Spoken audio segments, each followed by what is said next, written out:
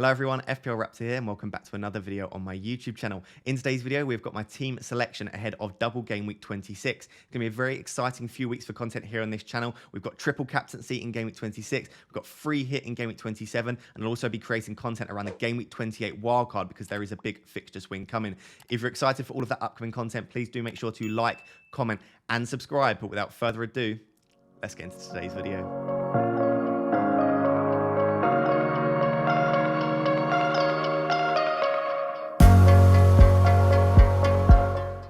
So guys, before we jump into showing you my team selection ahead of game week 26, just want to give a quick shout out to the official sponsors of the team selection videos here on this channel, OneFootball.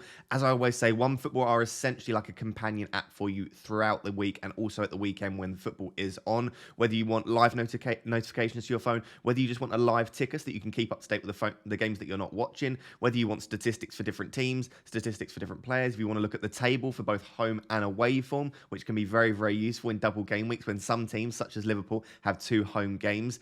If you want to get any of that stuff, you can do so for free by downloading OneFootball. If you would like to download OneFootball, you can do so by scanning the QR code in the top corner of the screen, or you can click the link in the description. If you do download OneFootball, as I always say, do let me know what you think of it down below. I use it on a weekly basis, and I think it's a brilliant, brilliant app.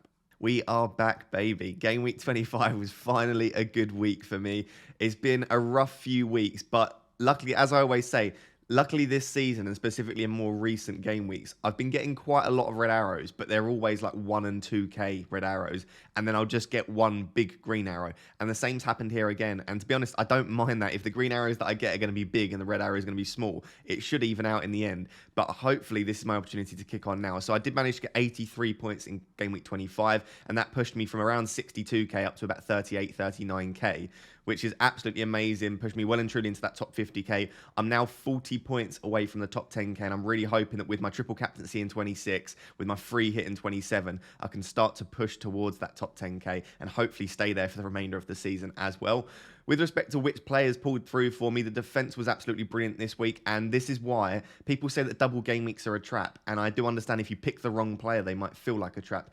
But in picking players with double game weeks, you've got double the opportunity to get their points. And I do think that it's definitely worth making transfers, even potentially taking hits to bring in double game week players, which we're going to discuss in the next section. But De Gea getting a 10-pointer, Dalot getting an 8-pointer. That was a 10-pointer until the late goal in the Manchester United game dropped him off from 2 bonus points to no bonus points. Trent getting 6-pointer, so consistent. And Cucurella getting a clean sheet and then a 1-pointer in the Manchester United game. So apart from Cancelo, who just didn't feature at all, my entire defence returned. And if I'd have actually put Dawson as my first sub or second sub, I would have actually got Dawson in for Cancelo, and I would have had 4 returns across my back line. Unfortunately, I put Josh King ahead of Dawson on the bench for the second week running. Josh King subs in for a 2-pointer, and Dawson sits there on my bench with 6-pointer in game week 24 and a 7-pointer in game week 25. So that is a big difference. I could be potentially sort of like 12, 13 points better off if I'd had Dawson first sub rather than second sub. But it is what it is. Still very, very happy with the way the defense performed. Jota, a little bit disappointing, obviously coming off the bench, not starting, but hopefully that means he's got a slightly higher likelihood of starting both games in game week 26. I do think that long-term, Jota's going to see significantly more rotation now, and I think from sort of game week 28, 29 onwards, I might be looking to sell Jota, but for now, I'm hoping, fingers crossed, that means that he at least starts one of the double game week 26 games, potentially both. Bowen just continues to be absolutely incredible. Another double-digit haul, 13-pointer, and it was one of those where if you'd have just perma-captain Bowen over recent weeks, even with all the double game weeks, you'd probably be better off. Once again, Bowen is my top scorer this week. So I guess if you'd forgot about your team and just left the captaincy on Bowen over recent weeks, you're probably having a great time. Foden finally scoring that goal. I am potentially looking to sell Foden either this week or in the near future, but it's great to finally get that return from him because I've held him for so many weeks now. He's actually been starting. He's not really been rotated in Pep's side, but he's just not been coming through with the goal. So it's great to get an 8-pointer from Foden. And then the biggest relief of the game week was that 97th minute goal from Bruno Fernandes. I was still on a green arrow. We were looking at about maybe 45, 46k, because like I said, Dalot added the 2 bonus points. De Gea had 1 or 2 bonus points as well. And I was still looking good, but that goal from Fernandes in the last minute of the game to get 3 bonus points as well, it was just huge. And it was one of the best moments I've had in recent recent weeks, recent months in FPL. And like I said, I've been sort of stagnating and I haven't had that many decisions going my way recently. So to get a massive haul from your captain, or at least a 12 points from Fernandes, and for it to happen in the last minute was absolutely amazing. So condolences for those who don't own Fernandes. You probably feel slightly hard done by. For those of you that do, let me know down below how good that felt to get that last minute goal for Fernandes, because for me, it felt amazing. And that's why we play FPL, for these moments. And it's not to rub it into the face of non-owners. It's not to brag, but that euphoria of getting your captain to score in the last minute is one of the best feelings in FPL. So that was absolutely brilliant. And that's what pushed me into the top 40k. And then the three strikers, Antonio, Calvert-Lewin and King, I keep calling them clowns. They are absolute clowns in my FPL team, at least. They're all good strikers in their own right, but they're just not delivering in FPL. And as a result, I'm looking to make at least one striker transfer this week. And in the future weeks, I'll probably be looking to change all of my strikers. The issue is, as we discussed in the Game Week preview video, which if you haven't watched, go back and watch, because we discussed the best strikers in FPL. There aren't that many good strikers at the moment, and I'm not necessarily sure that this week it's worth using too many transfers on them. So that's how the team performed in Game Week 25. I'm absolutely delighted. 83 points was huge. Like I said, 62k up to 38k. Hopefully with triple captaincy and then free hit in the next 2 weeks consecutively, we could push towards maybe the top 25, top 20k, fingers crossed. But all in all, great week. Let's now take a look at how my team looks ahead of double Game Week 26. So guys, let's take a look at my team ahead of double Game Week 26. For those of you that are regular viewers of the channel, or you just watched my videos in the past, you'll know that I usually show my team without any transfers. I'll then show you my watch list, then show you my transfer plans. But this week, I'm actually pretty confident on 3 of my transfers, or at least at the time of recording, I'm pretty sure what I want 3 of my transfers to be. And as a result, I'm going to show you my team with those proposed transfers in place and explain what those transfers are as we go through the team. And then I'll discuss whether I want to take any further hits to potentially add further doubles to my team. Because I do think with a big double like this, with some pretty nice fixtures in there as well, I don't think there's a big issue with taking hits. And I actually think you can increase your projected points, as we'll discuss a bit later, by taking hits for double game week players. So this is the way the defense currently looks. I should say that I've got 2 free transfers this week, and I've got 2.3 million at the bank at the time of recording. So I'm likely to use those 2 free transfers and take a -4, and that's what these 3 proposed transfers are in my team right now. So starting with the defense, I've got Ramsdale in goal, and I do think that Ramsdale's probably the best goalkeeper this week for the double game week. I think that Brentford and Wolves are 2 fixtures which, from a defensive perspective, are very, very nice. We know how good Ramsdale is with save points. We know how good he is for bonus points as well. And Arsenal's defensive data is actually not too bad across the season. We're looking at around 10th for expected goals conceded per 90. So I think that's hopefully 1 clean sheet. As we saw in Game Week 25, that can be enough for a decent green arrow if you get like a Dallo and De Gea. Here I've got Ramsdale. So hopefully he can get between sort of 8 and 10 points. I'd be delighted if he can get 2 clean sheets. But I do think that Ramsdale's the best keeper. So I'm delighted I've got him already in my team. The first transfer that is proposed is to do Dawson to Tierney. Now, I really, really want Tierney long term, as I'll show you in the tinkering section a bit later, and as I've shown you for the last few weeks. Because I currently plan on free hitting in Game Week 27, with Tierney, what you get is you get Brentford and Wolves in Game Week 26. You then free hit him out in 27 when he blanks. And then Ben Crellin has said that it's reasonably likely, and Planet FPL James thinks it's even more likely, that Arsenal and Chelsea gets put into Game Week 28, which would mean Tierney then gets a double in 28 as well. He also plays in blank Game Week 30 against Villa. So with Tierney, what you get is you get a double in 26, you get a double in 28, and you get a player in blank Game Week 30. And just in and around that, the fixtures are pretty good as well. So the reason that I'm loading up on Arsenal players, and you can see it by the end of this, I'm going to have triple Arsenal in my team, is for that reason. You get the double-double. Assuming you're free hitting in 27, it's no issue. And you get a player for blank Game Week 30 if you want to save your free hit for blank Game Week 30 as well. So Ramsdale and Tierney double up is going to be very, very nice. I'm very, very excited by that. There is a small chance that I end up going for Gabriel because his data is actually not too bad. And I think he's a pretty good goal threat. And there's also a chance that if I'm priced out of this, if there are loads of price changes, I might have to fall back down to the likes of Ben White, or if he's fit, potentially Tomiyasu. So it's going to be an Arsenal defender. I'm pretty sure about that. At the moment, I'm favouring Tierney in there to double up alongside Ramsdale. The other 2 defenders pick themselves each week, but we'll go through them. Cancelo this week, I know a lot of people will be looking to bench him. Tottenham just haven't looked great in recent weeks, specifically from an attacking perspective, but also defensively as well. And I just think Cancelo's nailed on to start that one because it's an important game for City. And we've seen in the past, Cancelo can haul against the likes of Arsenal, the likes of Tottenham. And I just think that it's pretty risky benching arguably the second best defender in the game this season and in past seasons as well. So for me, I don't think benching Cancelo's likely. and therefore I'll probably be starting him. And then Trent's the other one. You can see he's got my vice triple captaincy. We discussed it in the game week preview video. Again, if you're interested in whether you think you should triple captain Trent or potentially Salah, we discussed that in depth in the game week preview video released a few days ago. At the moment, I am still leaning towards captaining the very obvious Salah, and therefore my vice captaincy is on Trent Alexander-Arnold. I do think he's a great option, and I think if you don't own him this week, do whatever you can to break your back to get him into your team. The other two defenders have actually both got really, really good fixtures as well. And as you can see, the bench is looking very strong. So I've got De Gea against Leeds as my backup goalkeeper, and then I've got Cucurella against Burnley and Dalot against Leeds as well. So realistically, if Cancelo were to miss out, or if I wanted to potentially bench him, I do have some good options in Cucurella and Dalot. But for me, I think you only probably want to play 3 defenders this week unless you've got some more doublers. And as a result, I think that Cucurella and Dalot do need to sit on the bench this week, personally. So that's the way the team currently looks. I think Ramsdale, Tierney and Trent are 3 of the most perfect players you could have this week from a defensive perspective. And then Cancelo, I think if you've got him, you've got to have him in your team. If you're free hitting, I think there's definitely justification to go for a player with 2 fixtures. But I think if you own Cancelo, you put him in your team, definitely. Let's now move on to the midfield and look at who I'm transferring in for those positions.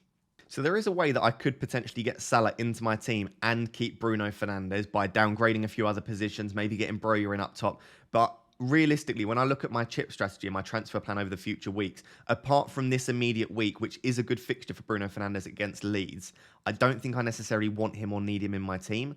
And as a result, I think that the most sensible strategy to set my team up for future weeks as well as just this week is just to do Bruno straight to Salah. Yes, Bruno could go absolutely crazy against Leeds, and Manchester United do like playing against Leeds, specifically McTominay actually. But I just look at this and I just think that the most sensible decision for my team is to keep it at 1 premium and to get Salah in alongside Bruno, instead of Bruno, I should say, rather than alongside Bruno. So the most obvious and easiest transfer, therefore, is Bruno to Salah, and I will be triple captain Salah. I'm almost certain of that. I do think Trent's a great option. I've still got Trent in the back of my mind, but when I look at potential explosiveness, when we looked at those double-digit hauls, and when we looked at things such as if you grouped the game weeks into double game weeks, you can see that on average, Salah does outscore Trent, and even so, his highest scores are higher than Trent's as well. So I think that both have the potential to go crazy this week, but when I look at who has the potential to have those monster hauls, where we're looking at maybe 30, 40 pointers, I think that's more likely from Salah than it is from Trent. But I do think that both are great options. I still think that if you go for Trent, I back that, and I do think you could easily outscore him, especially if you get 2 clean sheets in there against Norwich and Leeds. But Salah's the obvious triple captaincy choice for me, and therefore I will be going for him. Outside of that, the other 3 midfielders are currently staying the same. So I've got Jota, again, same fixtures as Salah and Trent. I'm hopeful that Jota now starts both of them, or at least gets like 80, 90 minutes in one, and then maybe gets 30, 40 minutes in the other. In doing so, he's going to get about 120 minutes-ish, and I think that could be enough against Norwich and Leeds for a haul. So I'm still very happy to own Jota. I think if you own Robertson, you're probably very happy as well. But with Jota, even with Robertson, you could see a bit of rotation with Tsimikas. Jota, there's rotation with Diaz, Firmino, Mane, whoever it may be, Minamino. There are so many players that could come in for Jota. So I do think we'll see a little bit of rotation in the Liverpool side, even potentially with Salah. I do think there's a potential that Salah could be benched against Norwich, maybe if not against Leeds. And so we've got to be ready for that. When the games are coming thick and fast, when they've got a cup final and the Champions League sandwiched either side of the Norwich and Leeds game, I think we've got to accept that rotation's relatively likely and just accept that that's part of a double game week. And then the other 2 players, we've got Bowen against Newcastle. I do think, as I've said for a while now, long term, I'm not necessarily sure Bowen's the best hold, just because they've got no fixtures to be rearranged, and the fixtures in general aren't great for West Ham. But for the time being, when he's got Newcastle at home in Game Week 26, I think I've got to keep and play Bowen, and I'm happy keeping him at least for a few more weeks, and then potentially looking to sell him from Game Week 28 onwards. And then the final midfielder is actually Phil Foden. Phil Foden's the one position where if I take another -4 to make it a -8, i.e. 4 transfers, Foden's probably the one I would look to sell. And I would probably be looking at potentially someone like Rafinha in that spot. The reason for that is I don't think Foden against Tottenham's a terrible fixture, and I don't think Foden's a terrible long-term hold. But similarly to Bowen and West Ham, Foden has no fixtures to be rescheduled. He's not looked brilliant. He's looked okay recently, but he's not looked like he's worth necessarily the price tag of around 8 million. And because from Game Week 28 onwards, their fixtures aren't that great, if I make a transfer for someone such as Rafinha, not only do I get an extra fixture this week, but I also get an extra player from 28 onwards that I don't have to stress about and that has nice fixtures. Again, we'll discuss all of this in the tinkering section, but Foden for me is a position where I'm looking at and I'm thinking that could potentially be worth the extra value over coming weeks of just transferring him out this week for a double game week player, getting someone nice in place, and then at least having someone good from 28 onwards as well. So that's the position, the only position that I'm potentially considering making another transfer on. I guess the same could be said for Gray, but as you can see, with my proposed 3 transfers, I've only got 0.3 million in the bank, and therefore for Gray, I can only get someone up to 5.8 million, and I don't think there are that many players that I want in and around that price tag at the moment, at least. I could downgrade all the way to someone like a Jacob Ramsey, but I just think that's a waste of a hit, considering he'd probably just end up sitting on my bench anyway. So that's the way the midfield currently looks. Pretty happy with it. Really happy to get Salah back in for the triple captaincy and just keeping him from now on. It feels good to have Salah back in the team, and I can't wait to finally play a triple captaincy, which should pay off and get you a massive haul, because in recent years, triple captaincy has been a bit of a disaster chip for me. So guys, finishing up with the 3 forwards in my team, I'm going to take you through one at a time from left to right, and we'll finish with my final transfer, which might be a slight shock if you didn't watch the Game Week preview video, but I have discussed him in a little bit of detail in that video, and I think he's a great option for the upcoming game weeks. Starting off with King. As we discussed in the Game Week preview video, King's underlying statistics continue to be pretty impressive across the season. We're talking about above a 0.5 expected goal involvement per 90, excluding penalties. So King is still a decent option looking at the underlying statistics. I know he's not passing the eye test. I know he's a poor finisher. And I know Watford don't look great under Hodgson from an attacking perspective. But I still think that there are worse options to have. And I don't think it's worth selling or benching King ahead of this upcoming double. I'll be honest, if I owned King and Dennis, and I had some really good players on my bench, such as a Cancelo, I might be tempted to bench one of them. But I do think that the expected value would tell you that the most sensible thing is to just play your double game week players and hope that they can get something, especially with the fact that King's likely still on penalties. He could potentially score a penalty in those 2 game weeks. And in doing so, you could potentially be looking at sort of an 11-pointer just from getting a fluky penalty. Even just a lucky assist could push you up to sort of 6 or 7 points. So I'm happy holding King for 26. I'm happy playing him. Long term, he is someone that I am looking to sell, probably for someone like Broja or even like a Weghorst if I do want to sell for 27, 28 onwards. But for me, for now, King's okay. And I think Villa and Palace are 2 decent enough fixtures. I've actually still got Calvert-Lewin in my team. The reason for that is, again, likely to still be on penalties. His underlying statistics aren't awful, but the thing I like about Calvert-Lewin is that he might potentially play in game week 30, and he's got 3 fixtures to be rearranged in the near future at some point. So I think there are definitely worse holds than Calvert-Lewin. I do think that if Lampard can get that Everton team to start playing and Calvert-Lewin can stay fit, I do think that Calvert-Lewin might be worth holding for at least in the short term and hoping that we get some of those fixtures rearranged soon. However, Calvert-Lewin is a player that I am looking to sell at some point in the near future anyway. For, like I said, like a Weghorst, potentially like a Broja anyway. And there are a few other strikers that I might potentially want in that spot. But Calvert-Lewin's likely to survive for 1 more week and hopefully can do something against Southampton. And then the third and final striker is my third and final transfer for this upcoming game week. And that is Lacazette. Now, the player that I did originally have in here was, of course, Antonio. Antonio has Newcastle at home. And I've decided that I'm pretty certain that I want to take Antonio out for Lacazette. Now, with respect to taking Antonio out before Newcastle at home, it doesn't look that sensible on paper. But I've had a real sort of self-reflection as to why I'm keeping Antonio. And I think I'm keeping him for all of the wrong reasons. I'm keeping him because of that like availability heuristic that he's been scoring loads, but he hasn't scored in many, many weeks, and he's been struggling in recent weeks. And realistically, the reason we're holding him is because we know what he can do based on like the first 3 or 4 game weeks of the season. I've been keeping him based on gambler's fallacy, and I'm acknowledging these cognitive biases, which is almost like he's due. If he continues to start in that West Ham side, surely he'll score soon. Surely he'll finally return. And that's just not the case. That is gambler's fallacy. Saying someone's due a goal just isn't correct. Each game week should really be treated in isolation. And each game week that I watch, he looks fatigued. He looks knackered. He looks like he's not going to score goals. He's dragging players out of position so that Bowen can go in and score. So yes, the fixture against Newcastle's decent, but like I said, long term, I don't want West Ham players. They've got difficult fixtures, no fixtures be rescheduled. When I watch the games, I don't think Antonio looks good, and his underlying statistics from recent weeks are nothing to write home about. So I think I just need to suck up the fear that I'm going to sell Antonio and he's going to haul. He could quite easily haul. I don't doubt that Antonio against Newcastle is a good fixture and he could quite easily score 1 or 2 goals there. But when I look at with Lacazette, you get Brentford and Wolves. You also get potentially a double in 28, but they've got Watford in 28 anyway. And you get a fixture in game week 30. I think personally that between now, game week 26 and game week 30, Lacazette definitely should outscore Antonio. When you look at the fixtures, you look at the extra fixtures as well. And like I said, because I'm free hitting in 27, Lacazette's blank in 27 doesn't matter to me. So due to all of that, It is slightly scary selling Antonio before Newcastle at home, but my current plan is to do Antonio to Lacazette as my third transfer.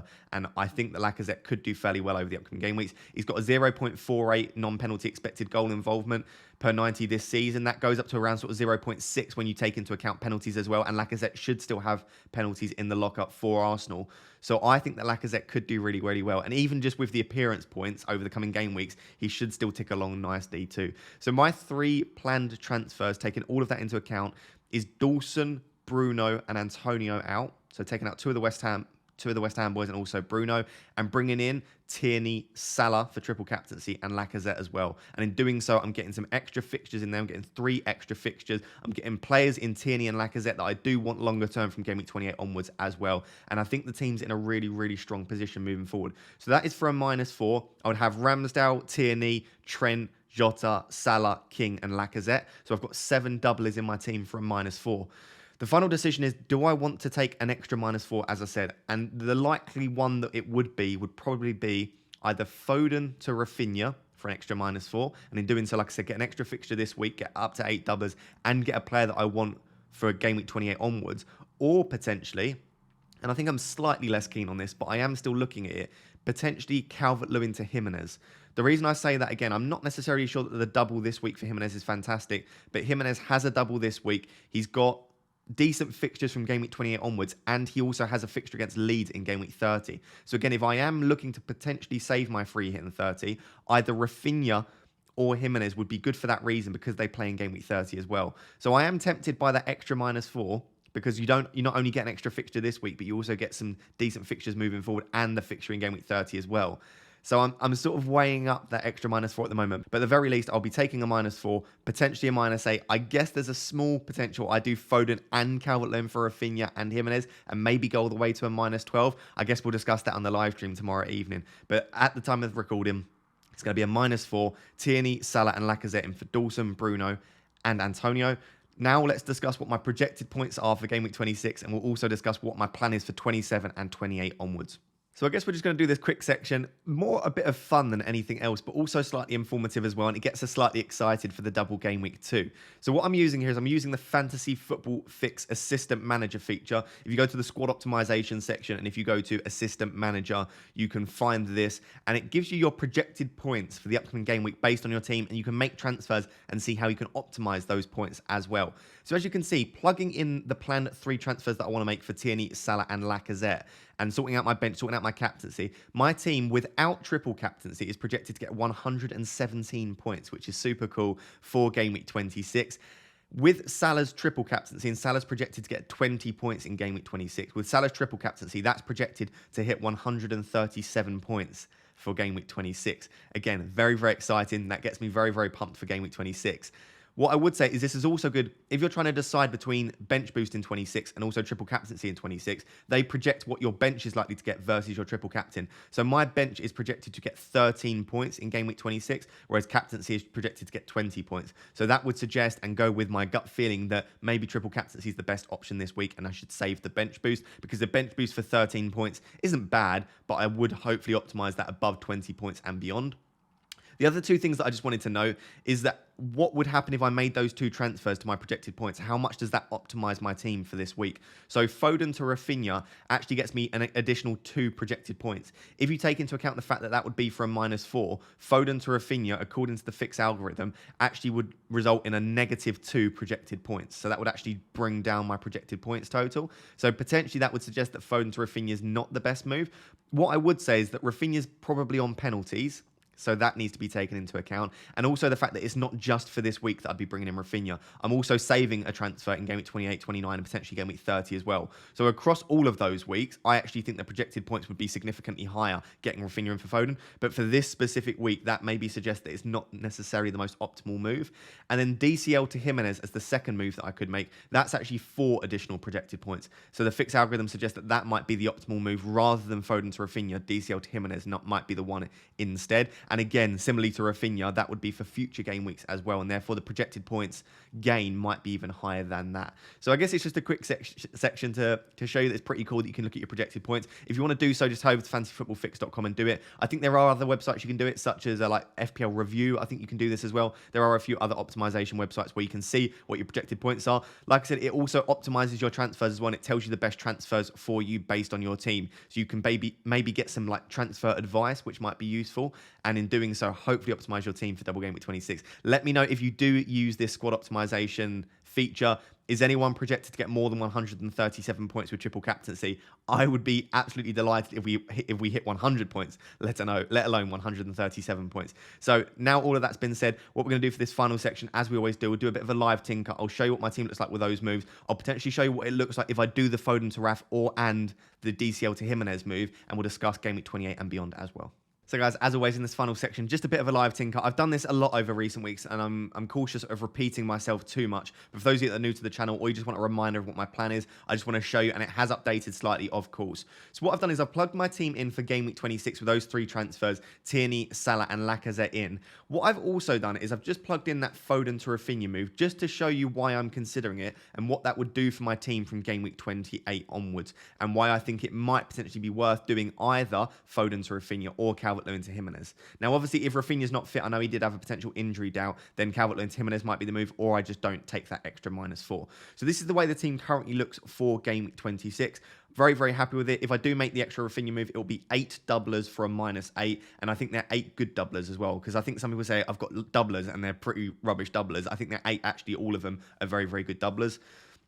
So moving on to Game Week 27, as I've said for a while now, I'm going to free hit because the team's an absolute disaster if I don't free hit. So as you can see, Ramsdale, Tierney, and Lacazette all blanking. Jota, Trent, and Salah all blanking as well. I've got double potentially if I don't take out Calvert-Lewin. I've got double Everton against Manchester City. I've got Bowen against Wolves, isn't an easy fixture.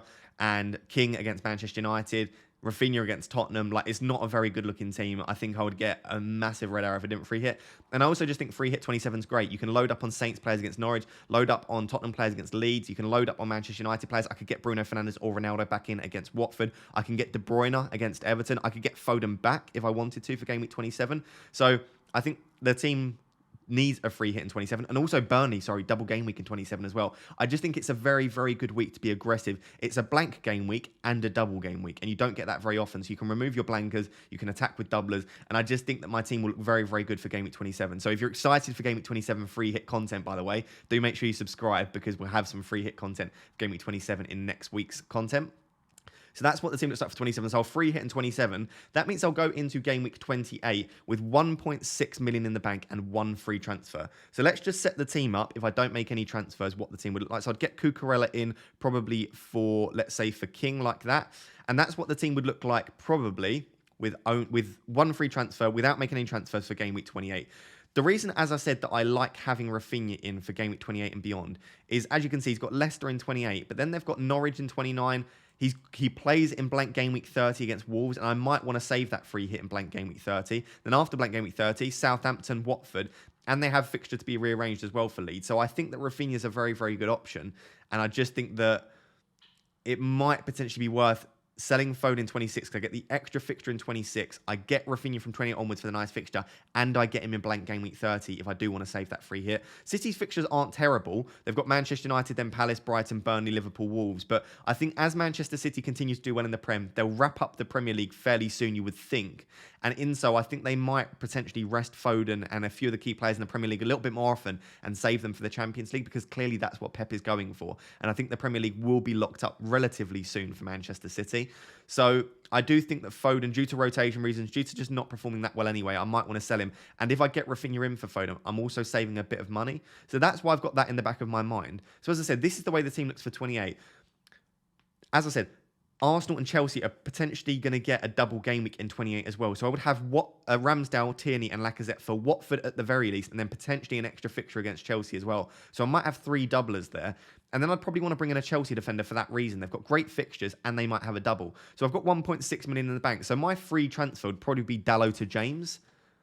if James is fit. If not, it will just be Dalot to Rudiger. As you can see, I've got 0 in the bank to do that. So it might be that I either want to do Dalot to Rudiger or I make another transfer. And I think if I did make a transfer, it would probably be Josh King to Broja to save a little bit of money and also just get Broja in for the nice fixture run as well. They've got Aston Villa, Watford, Burnley, Leeds. So I'd quite like Broja in for that fixture run. So if I make those 2 transfers for a -4, let me just plug in the way that the team would look. It would probably look something like this. It looks funny, the formation, obviously, for this specific game week. I wouldn't be playing that formation every single week. But you've got a really nice team. You've got potentially 4 doublers if that fixture does get added into 28. Jota, Rafinha, Salah, really nice. And then Lacazette and Broja up top for 28, really nice as well. And what I guess I wanted to show you as well, I'll only go to 29 because game week 30, we don't know which teams are going to be blank and we don't know which teams are going to be playing. That will be based on the FA Cup results in round 5.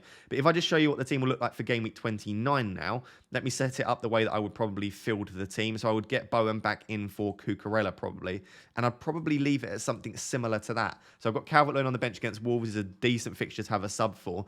Back line is already nice. Double Arsenal against Leicester's not bad. Brighton for Trent. Crystal Palace for Cancelo.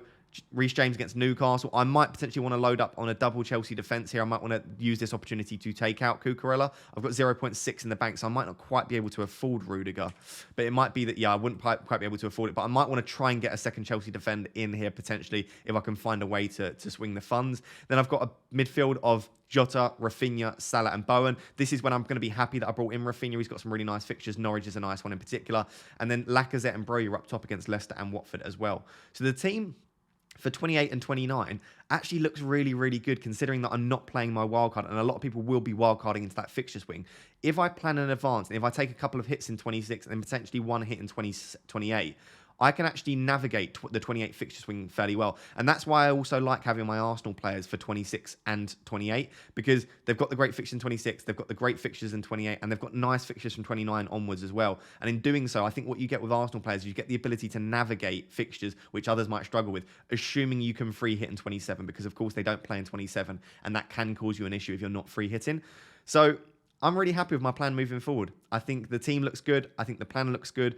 I can't see any reason why I won't go ahead with it. So the current plan is triple captain in 26, taking either a -4 or -8, free hitting in 27, attacking the game week 28 fixture swing with either a -4 or a -8, and then maybe, potentially, the way that the team's currently set up, because I've got Rafinha, Lacazette, Ramsdale and Tierney already in place, I might potentially try and save the free hit for game week 30 and just get out sort of 6 or 7 decent players, and then keep the second free hit for maybe sort of game week 33 or another double later on in the season. As always, let me know what your strategy is down below. Let me know what you think of my strategy as well. I'm pretty happy with it, and I think the team looks in good shape for game week 26 and beyond. So guys, there you have it. That is my Game Week 26 team selection, my planned 3 or potentially 4 transfers, going through what my projected points are, and also having a live tinker at the end and showing you how I plan on navigating 26, 27, 28, and also a little bit into 29 and 30 as well. If you are enjoying the content here on this channel and you're excited for the content over the future weeks, like I said, free hit content, wildcard content as well, make sure you like, comment, and subscribe if you are new as well. Massively helps support the channel, and it's completely free for you guys to do as well. I currently plan on live streaming Thursday evening, which when you're watching this will probably be either tomorrow evening or potentially this evening if you're watching this on Thursday. So it'll be 6:30 p.m. GMT time or UK time. I'll be streaming. So please tune into that. Very, very excited for that. That will be replacing the deadline stream because I'm not free on Friday or Saturday. So we'll be streaming on Thursday evening as well. So make sure you set a reminder. Hopefully see you there. But until next time, guys, thank you so much for watching. Cheers. Bye-bye.